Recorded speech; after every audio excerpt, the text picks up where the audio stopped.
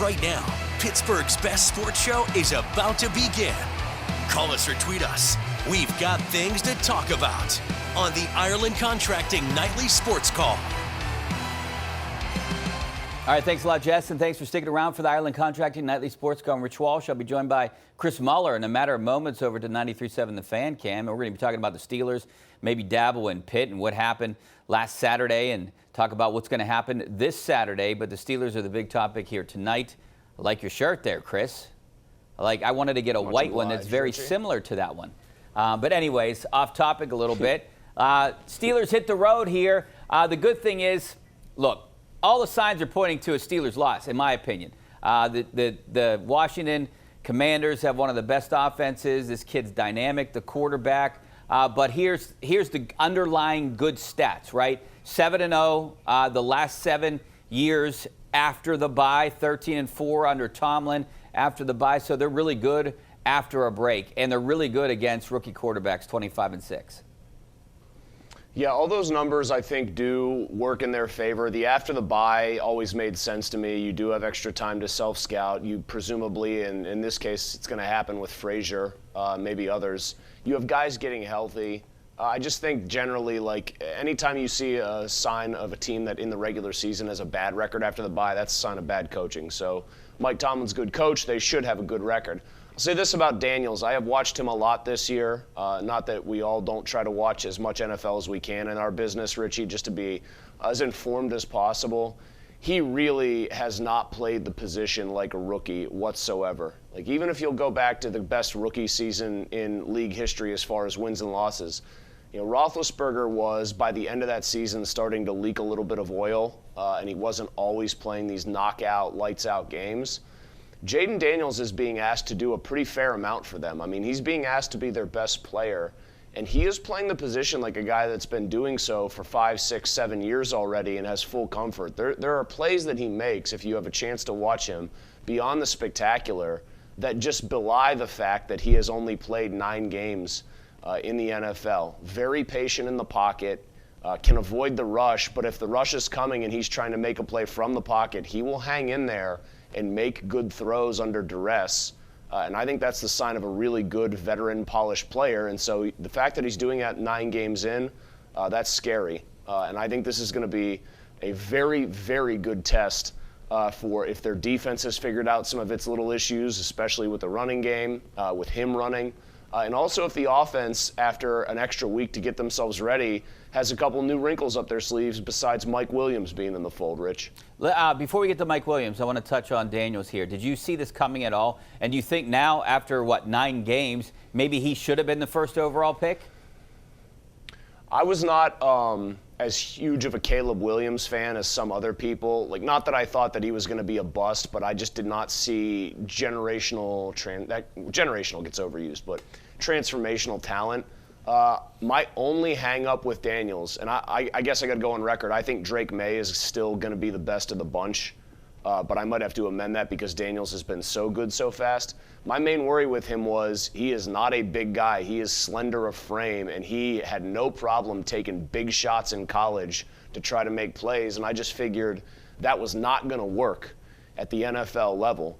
But to his enormous credit, he has figured out a way to still make his legs a valuable part of what he does, and then he just puts the ball where it needs to be, Richie. I mean, we always say this over and over again with every quarterback. Doesn't matter how dynamic you are with your legs, whether it's Lamar Jackson or Josh Allen or Kyler Murray, name your favorite running quarterback.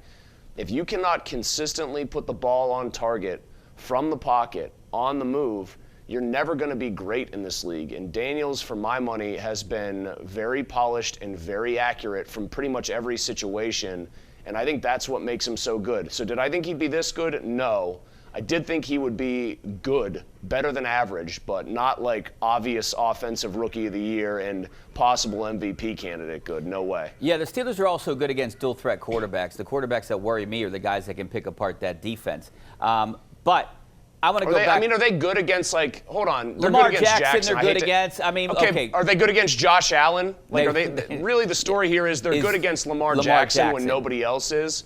But Josh Allen's a dual threat guy. He beats him up. Jalen Hurts is a dual threat guy. He tore him apart last time. I think it's more accurate to say that they seem to have a handle on how to defend Lamar Jackson, but dual threat guys, I would not say the Steelers just have a lot of success against. I think it's just one guy in particular that nobody else seems to be able to slow down. And they're 25-6 against rookie quarterbacks. One of those losses was last year. I was at that game in Houston, and this kind of reminds me potentially of a similar situation. I mean, Daniels is a lot more dangerous with his legs than Stroud. Stroud's a better athlete than people gave him credit for at Ohio State, but he still wants to stand there in the pocket and beat you. Daniels does too, but when Daniels breaks the pocket, I mean, he can do real damage. He can run for 30 yards and not have it be fluky. I think Stroud was on a heater, and I think the Steelers are really vulnerable going into that game last year. I think that just kind of was like a perfect storm. They know exactly what they're facing. I mean, Washington is no longer sneaking up on people, but I think what makes it impressive to me, Rich, is that in no longer sneaking up on anyone, they're getting teams' best punch. They're not getting anybody looking by them, and they're still winning football games. And he's still playing well. I mean, they went into Baltimore and they lost, and Baltimore kind of was in control of that game, but Daniels was keeping them within striking distance because he was making big plays consistently. That shows me something, what this team and what this player are made of. I think they're very dangerous. All right, 412-575-2600 is the number. Give us a call. We're going to take a break right now. Coming back, we're talking about Mike Williams, the Steelers' new number 2 receiver.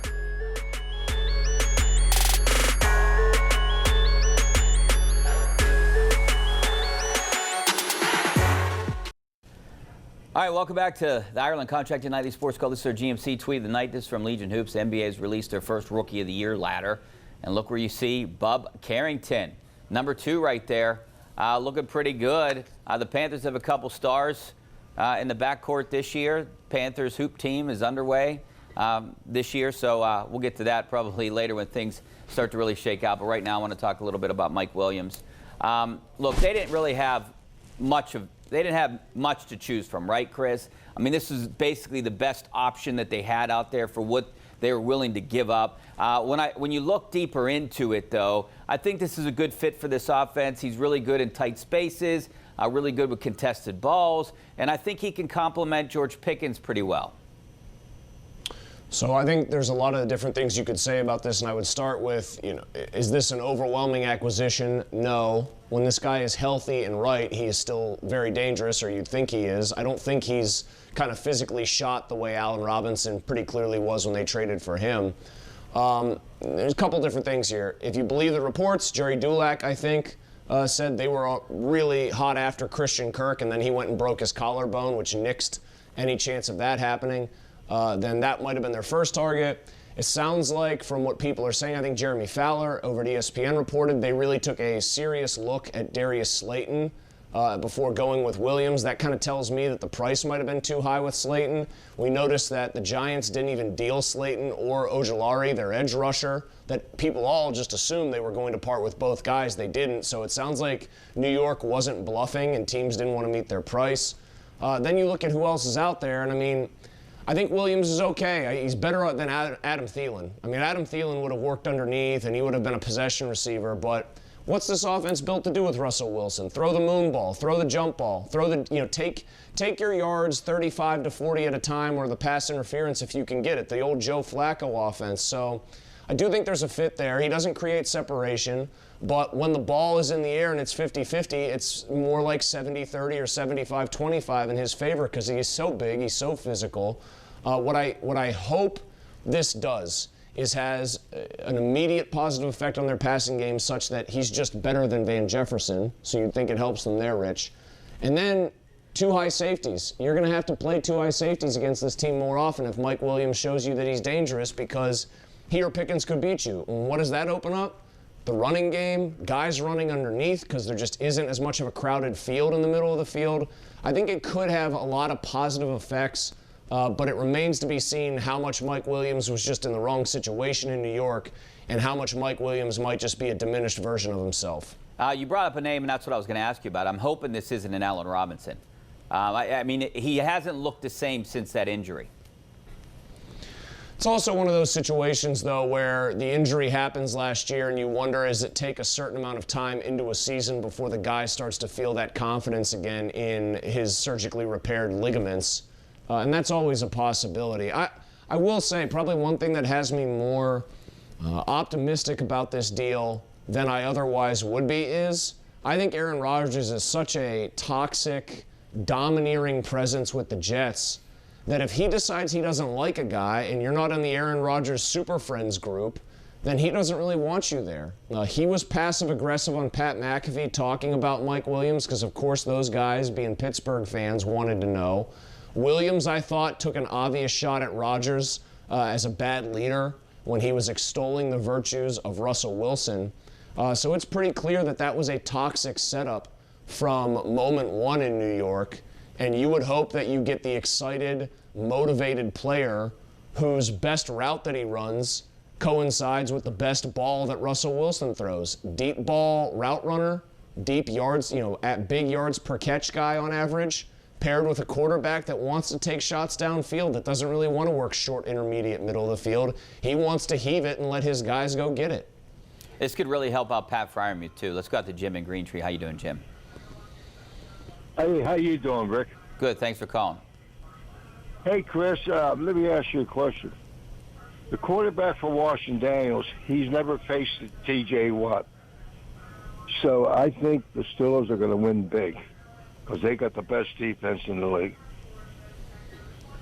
I mean, he's faced good pass rushers before, though, this year. It's not like he's played against a bunch of chopped liver kind of guys.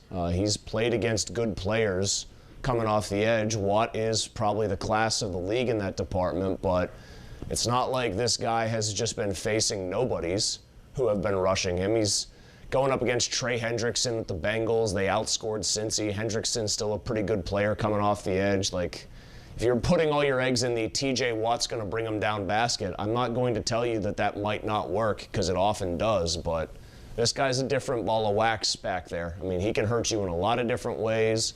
I think this is going to be a very tough and telling game for the Steelers. Yeah, the Commanders are favored by 3 points, so it's an even game if you're going to a neutral field. I'm kind of going back and forth with who I like in this. I mean, I'm kind of favoring Washington a little bit. But, I like those stats about how the Steelers prepare for teams given that extra week. Let's go out to Matt in Greentree. How you doing, Matt? Hey, how you doing? Good, thanks for calling. Hey, I was wondering, instead of signing Williams, he's 30 years old, couldn't the Steelers have maybe inquired with Denver about Cortland Sutton or KJ Hamler, a great Penn State receiver that had a promising career before injury with Denver? He was signed to the Bills practice squad, and they said he impressed during preseason. And I don't know what the rules are. Can you sign someone during the season off someone else's practice squad? Yeah, yes, you can. It happens. But if, the Bills traded for Amari Cooper, if he was impressing people on their practice squad, then he would have just gotten brought up to the real deal, or somebody else would have grabbed him. As for Cortland Sutton and the Broncos, I would say this very clearly. If the season ended today, Denver would be the 7th seed in the AFC. There's just no way with them being sort of surprisingly competitive, even though I don't buy the quarterback there. They remind me a little of last year's Steelers. If they get in, I think they'll get pasted by somebody. But they're not going to trade Cortland Sutton when they're in playoff position. I think that would be an extremely hard sell to fans there that are probably enjoying the fact that, hey, we're 5-4 and we're in this thing. Yeah, if you're signing a guy off someone else's practice squad, are they better than Van Jefferson and Austin? I mean, that's the question you have to answer. And plus, you have to keep them on your roster for a certain amount of time, and I believe it's 4 weeks. I'll have to double-check that, but I'm pretty sure when you sign someone off another team's practice squad. Rich, that sounds like a Penn State guy who wanted to get a KJ Hamler pop in there. It does. I mean, let's be real here. Hey, but I did want to bring up Cortland Sutton and DK Metcalf. I mean, I think the ask was too high, and obviously, who knows how real those talks were, or if either one of those teams are willing to deal those guys. I mean, I don't know if I would be willing to give up. Maybe would you give up a first-round draft pick for DK Metcalf? I think it might take a little bit more, but would you have given up a first-round draft pick for him? If it was a straight-up first, I would strongly consider it and probably do it, but I don't think it would be just a first because they'd want more, because if they're trading him to the Steelers for just a first, that's probably like the 25th pick in the draft. I think it's pretty reasonable to assume that Seattle would want a first and like a second in 2026, some sort of multi-pick and high-pick package to get that guy. Now, he's got years left on his deal, and he and Russell Wilson have a rapport, and that he immediately becomes wide receiver 1. I mean, I know we all like George Pickens, When he's on, he's really good. But Metcalf is a different kind of cat as far as how he's built and what he's capable of. He might be one of the only freak athletes to exceed Pickens in the league, and he's only 26. I think the price would have been a lot higher than what people here would be willing to pay. And I'll just restate quickly my thesis on Courtland Sutton is I just don't think that team was really interested in dealing anybody. If anything, they were just going to stand pat, certainly not be sellers when they're in the 7th spot. Only one reason I bought into the DK Metcalf is because I know the Steelers and Tomlin were enamored with Metcalf when he was coming out. Well, who aren't they enamored with? They're enamored with all these guys. And a lot of the time, they're enamored with a guy. They were enamored with Preston Smith. Apparently, according to Ramon Foster's Twitter feed, when they would play either Washington or Green Bay, when they were going against Preston Smith, Mike would spend like extra time at offensive line meetings, like trying to get them dialed up to get ready to face Preston Smith, which is kind of insane for a guy that has only one double-digit sack season in his entire career. But apparently Mike absolutely loved him. Hey, before we go to break, do you think either one of these guys will make an impact this weekend? I think Williams has a better chance because he might only be on the field 15, 20 snaps to get acclimated, but you only need Mike Williams on the field 2 or 3 times, get 2 or 3 targets. He comes down with one for 40 yards. Well, he made an impact on the game. Smith, I think, is just a nice, solid depth pickup. He's good at setting the edge. He's a bigger body against the run. I do think there's an awareness there that they needed depth, and they needed a guy who would be able to help them against the run where they've gotten gashed a little lately. Yeah, they might need Smith this weekend if Herbert can't play. All right, we got to take a break. Back in a couple minutes.